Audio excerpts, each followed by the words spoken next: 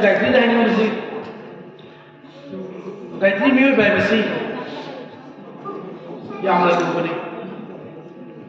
kari gumba thawama tawma tamda singla bajawda apagaromda competition omda ai asidadi oye ai sumaina khona ka sumaina torpini gaise masi isada yamna kanna nanna khala kanda nanna khanjai matungdo nanna tawri thakuli mako mai papu ngrese ai non ka komke ai torpini nei sumaina torpini nei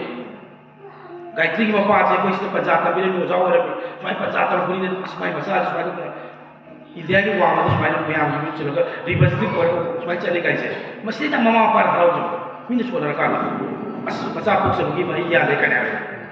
sini mai par ka ya hawo je ko ro do sini Press tawbagi type ta isa mathangda amu UK da conference September da lay adu da so amu aido India gi lakpa yabagi adumaina di pipire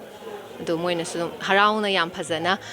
sumaina akhoi gi culture ke utpakanda yam surprising oina adum phajana positive feedback de dum lage